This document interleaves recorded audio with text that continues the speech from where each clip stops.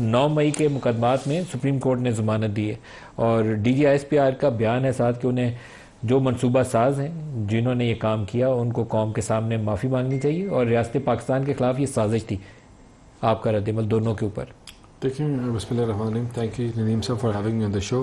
ندیم صاحب، اس کے اوپر تو دوسری رائے نہیں ہے کہ جو بندہ ملک کو آگ لگانے کی بات کرے اور جو لوگ اس توڑ پھوڑ، جو لوگ اس چیز میں انوالوڈ ہیں ڈائریکٹلی انڈائریکٹلی یا پلاننگ میں انوالوڈ ہیں، ان کو سزا ملنی چاہیے اور سخت سے سخت سزا ہونی چاہیے۔ اور یہ سزا میں نے پہلے بھی کہا اور کہ یہ سزا کسی فرد کے خلاف نہیں تھی، یہ سزا کسی جماعت کے خلاف نہیں تھی۔ یہ سزائیں جو ہوئی ہیں، یہ سزائیں ہیں، یہ سوچ کے خلاف ہیں جو تفریق کی بات کرتی ہے، جو نفرت کی بات کرتی ہے، جو ملک میں علیحدگی کی بات کرتی ہے، جو پاکستان توڑنے کی بات کرتی ہے۔ اور یہ سزائیں اس چیز کی ایک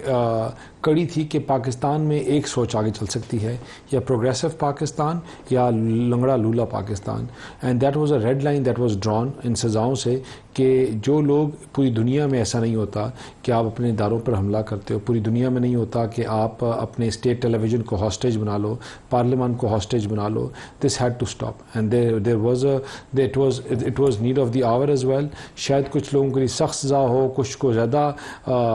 کر دیا ہو، لیکن انفارچونیٹلی فوجداری قانون ہے ایسا کہ اگر ایک کو ریلیف ملے تو پھر سب کو ریلیف ملتا ہے۔ تو فوجداری قانون کی کچھ شکیں چیزیں دیکھ کر آپ کو بعض دفعہ کورٹس اور جو اسی طرح امپلیکیٹ کرتے ہیں، لیکن اس میں جو میں نے پھر پہلے بھی اس طرح کہا کہ یہ ایک سوچ کے خلاف سزا تھی، اور وہ سوچ انشاءاللہ ان سزاؤں کی وجہ سے دوبارہ ابھر کے جو پاکستان کو توڑنے کی بات کرتی ہے، کمزور کرنے کی بات کرتی ہے، سول نافرمانی کی بات کرتی ہے، اس کو دوبارہ گنجائش نہیں ملے گی۔